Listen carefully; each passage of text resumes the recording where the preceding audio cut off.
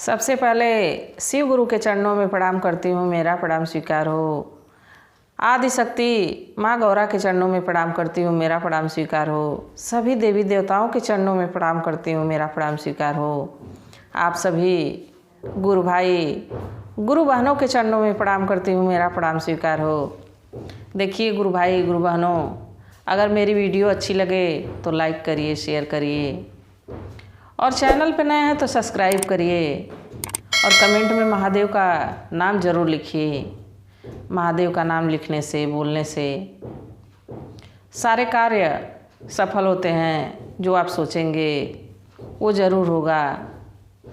सब इच्छाओं की पूर्ति भगवान भोलेनाथ करते हैं। धन के प्रभाव में जीने से बढ़िया है कि भक्ति के प्रभाव में जी लीजिए।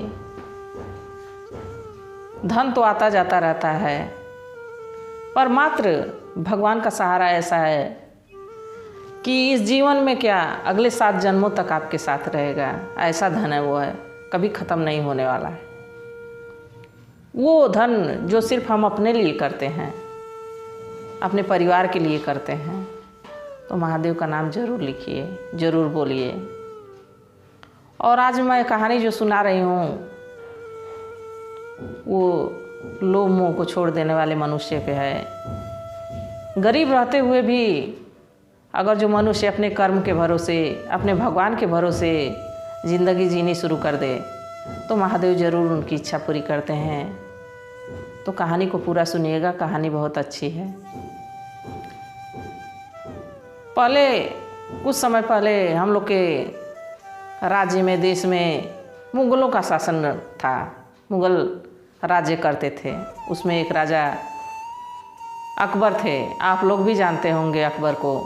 उनका नाम उस समय बहुत प्रसिद्ध था।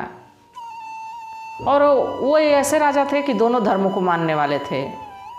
मुग़ल धर्म के साथ साथ वो हिंदू रानी से शादी किए थे, हिंदू को भी मानते थे, इसलिए देवी देवताओं को भी वो मानते थे। एक बार अकबर जो है शिकार खेलने निकले। शिकार खेलते खेलते अपने राज्य से दूसरे राज्य में चले गए। उनको भूख प्यास लग गई और दूर दूर तक कहीं कुछ दिख नहीं रहा था। भूख जोरों की लग गई थी, प्यास भी लग गई थी। ये ऐसी चीज़ है, भूख प्यास लग जाए तो मनुष्य को चलने का मन नहीं करता है, कुछ करने का मन नहीं करता है। उनको भूख प्यास लग गई, परेशान थे कि क्या करें। चारों तरफ नज़र दौड़ाने लगे। देखिए कि कहीं दूर एक कुटिया दिख रही है, झोपड़ी दिख रही है। तो अकबर उधर ही अपना घोड़ा दौड़ाए वहीं पहुँचे। वहाँ पहुँचे तो एक किसान और उसकी पत्नी थे घर में, झोपड़ी में। आवाज़ लगाए, किसान और उसकी पत्नी निकल के आए। बहुत सरल स्वभाव से अकबर कहे कि भाई मुझे पानी पिला देते, कुछ खिला देते तो बहुत धन्यवाद होता तुम्हारा। तो किसान पूछा कि आप हैं कौन? आप तो कपड़े लत्ते से लग रहे हैं कोई राजा हैं। तो कहे नहीं नहीं, मैं एक आम इंसान हूँ, मैं राजा नहीं हूँ भाई। मैं रास्ता भटक के जंगल में आ गया हूँ, मुझे पानी पिला देते, कुछ खिला देते। वो झूठ बोले कि मैं राजा नहीं हूँ। और किसान और उसकी पत्नी बहुत अच्छे थे, भगवान भोलेनाथ के शिष्य थे, शिष्या थी उनकी पत्नी। भगवान भोलेनाथ की पूजा आराधना लोग करते थे। बड़े सीधे साधे व्यक्ति थे। दोनों लोग अपना जो नमक रोटी बनाए थे वो ले आके राजा साहब को खिलाए। राजा अकबर खा लिए, पानी पी लिए, बहुत खुश हुए। देखिए अगर जो भूख लगी रहे तो नमक रोटी ही 56 भोग के समान लगती है। मानो हमको 56 भोग मिल गया। तो वो लोग उनको खिला दिए तो बहुत खुश हो गए। इतने खुश हुए कि किसान से कहे कि तुम कुछ ले आओ, उस पर मैं कुछ लिख देता हूँ, और तुमको जब भी ज़रूरत पड़ेगी, किसी चीज़ की जब भी तुमको ज़रूरत पड़ेगी, तुम उसको लेके मेरे पास आ जाओगे दिल्ली, तो मैं तुम्हारी मदद करूँगा। किसान घर में गया, खोजा तो कुछ उसको मिला नहीं। तो गमछी पगड़ी लपेटे हुए था, गमछी दिया और उस गमछी पे वो अपना कुछ मोहर वोहर लगाए।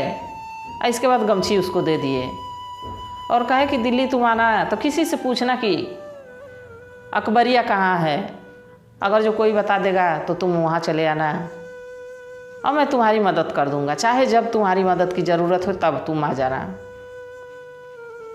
राजा साहब चले गए। किसान और उसकी पत्नी भगवान भोलेनाथ की आराधना पूजा करते। धीरे धीरे समय कटता रहा। 1 साल बीता तो उनके गांव में बाढ़ आ गई। अब बाढ़ इतनी तेज आई कि उनके गाय भैंस जो भी पशु थे सबको बहा ले गई। झोपड़ी भी बहने के कगार पे थी, एकदम नदी के किनारे थी, इतना कटा हुआ था। आप लोग अगल बगल देखे होंगे कहीं गांव, अगर जो आप लोग का कहीं गांव होगा ऐसी जगह पे जहाँ नदी के आरार पे होगा, तो जब नदी में उफान आता है, नदी में बाढ़ आती है तो सब कुछ लेके चली जाती है। बनी बनाई गृहस्थी ख़त्म हो जाती है। तो भगवान को ज़रूर याद करिए, भगवान ही सहारा रहते हैं उस समय। मनुष्य कोई नहीं सहारा कर सकता है जब तक भगवान ना सहारा दें। तो उन लोग का सब कुछ बह गया उसमें। किसान की पत्नी बड़ी परेशान थी, 2-4 दिन का खाना था, राशन पानी था। तो कहीं कि अगर जो ये भी ख़त्म हो जाएगा तो हम लोग क्या खाएंगे, कैसे जीवन चलेगा हम लोग का। बाढ़ में तो सब कुछ ख़त्म हो गया। तो उनको याद आया कि एक दिन कुछ समय पहले कोई आया था हम लोग के घर, कोई व्यक्ति आया था और वो कह के गया कि दिल्ली आओगे तो तुम्हारी मदद करेंगे। तो अपने पति से कहें कि सुनिए, एक दिन वो व्यक्ति आया था जिसको हम लोग खाना खिलाए थे, पानी पिलाए थे, वो कुछ लिख के आपको दे के गए थे, कहते कि दिल्ली आइएगा। उनके पास आप जाते तो वो आपकी मदद कर देते, तो कुछ ले आते तो हम लोग का आगे का काम चलता। तो कहा कि सही बात है, जाना चाहिए। वो जो लिख के दिए थे वो गमछी लिए और लेके चल दिए। लेके जा रहे थे, कुछ दूर रास्ते में गए तो नदी में बाढ़ आई थी। कुछ दूर जब गए तो एक पीपल का पेड़ था। उस पीपल के पेड़ के पास एक मटका था। मटके में खूब ढेर सारा हीरा मोती जवाहरात उसमें भरा हुआ था। मटके में मटका को देखे तो मटका को खोले वो तो देखे तो उसमें हीरा मोती जवाहरात सब कुछ पड़ा है। बाकी किसान बहुत सीधे साधे थे, सोचे कि किसी का बह के आया होगा, कोई खोजते आएगा तो अपना ले जाएगा। फिर उसका ढक्कन वही बंद किया, फिर चल दिए। दिल्ली पहुंच गए। 2-4 दिन लगा। धीरे धीरे दिल्ली जब पहुँचे तो किसी से पूछते कि अकबरिया का घर कहाँ है, कहाँ है अकबरिया का घर। तो लोग दिल्ली वाले कहते कि ये अकबरिया कौन है, अकबर नाम मैं सुना था, ये अकबरिया कौन है, हमको समझ में नहीं आ रहा है। अकबर तो राजा का नाम है, यहाँ के राजा हैं, और तुम ऐसे कह रहे हो अकबरिया अकबरिया। अगर जो राजा साहब जान जाएंगे तो तुमको दंड देंगे, ऐसे मत बोलो। बाकी वो बेचारा जो राजा साहब उनको बता के आए थे कि अकबरिया बोलना, तो वही बोल रहे थे, उनकी भी बात सही थी। धीरे धीरे खोजते खोजते महल के बाहर पहुँचे। उनके महल के अकबर के महल के बाहर पहुँचे।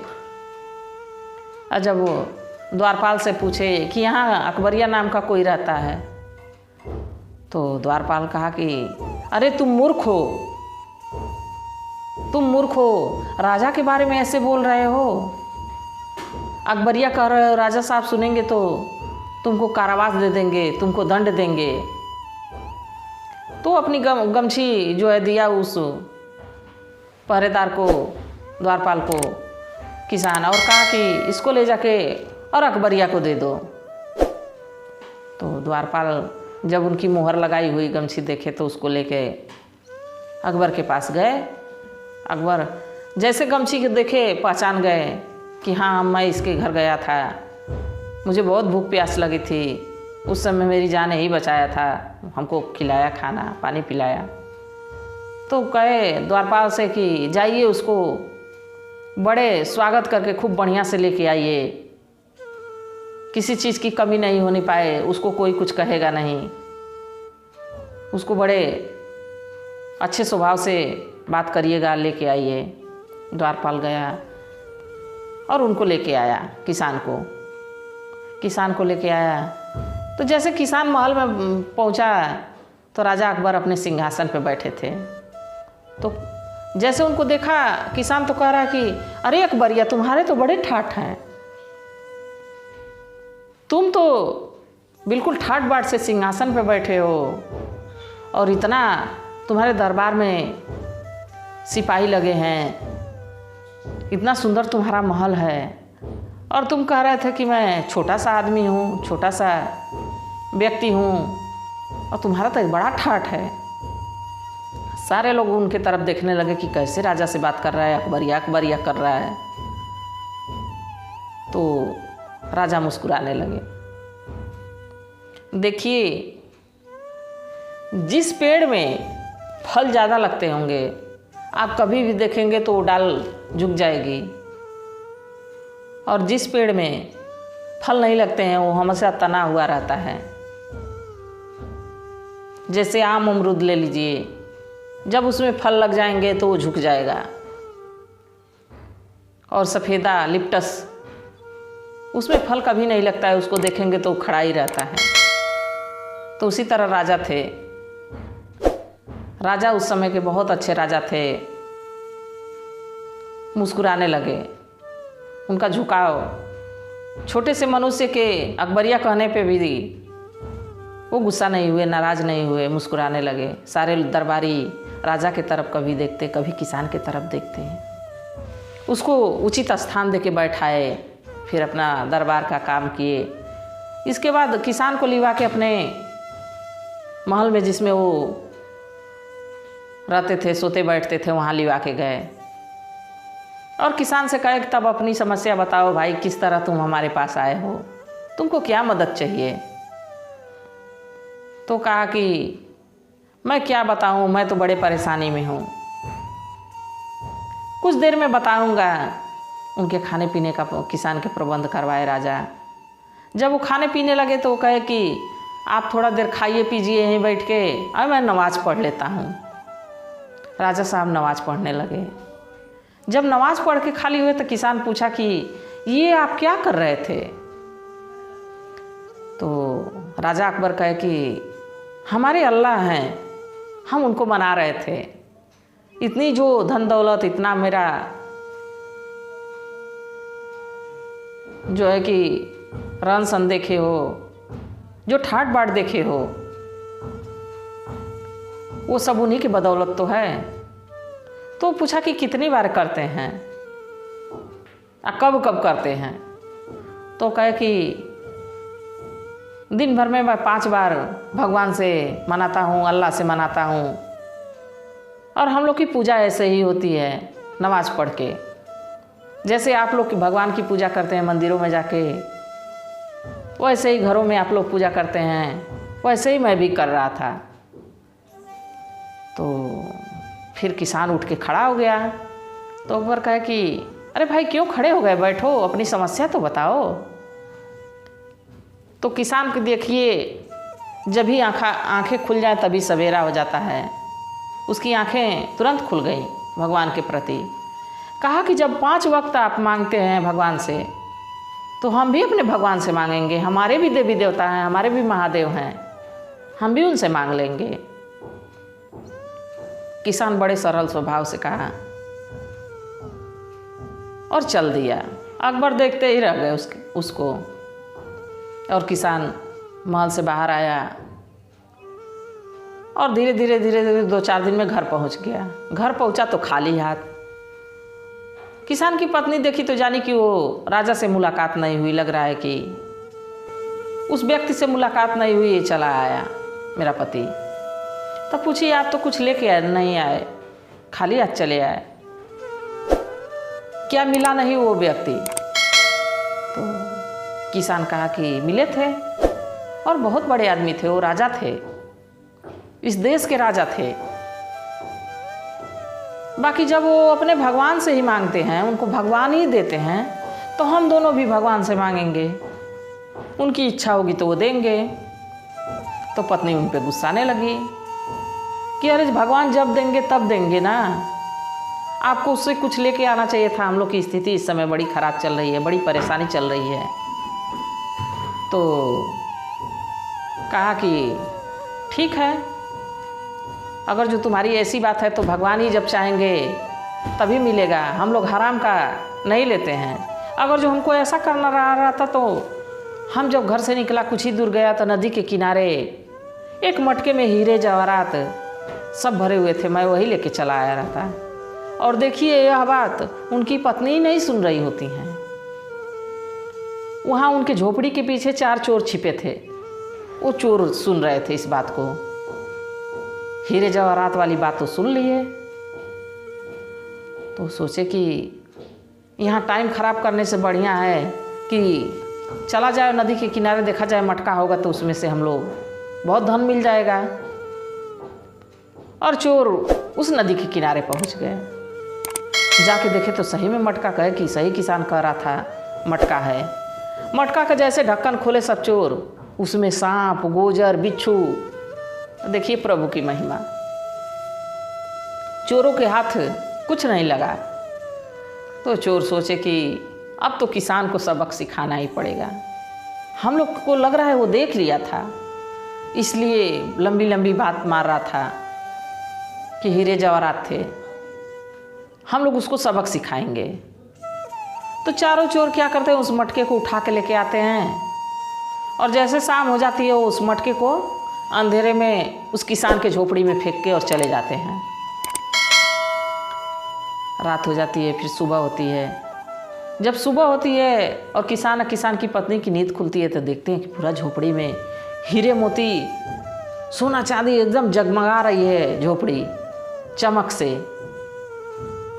तो महादेव की उनके पे ऐसी कृपा हुई कि जब वो भरोसा बना लिया कि जब देंगे तो भगवान देंगे, भगवान भोलेनाथ देंगे, वही हमारी मदद करेंगे। तो भगवान भोलेनाथ उसकी मदद कर दिए, धन खुद चल के आ गया। उसको जाने की ज़रूरत नहीं पड़ी, किसी से मांगने की ज़रूरत नहीं पड़ी। अगर जो भगवान पे भरोसा है, विश्वास है, तो भगवान सारी इच्छाएं पूरी करते हैं।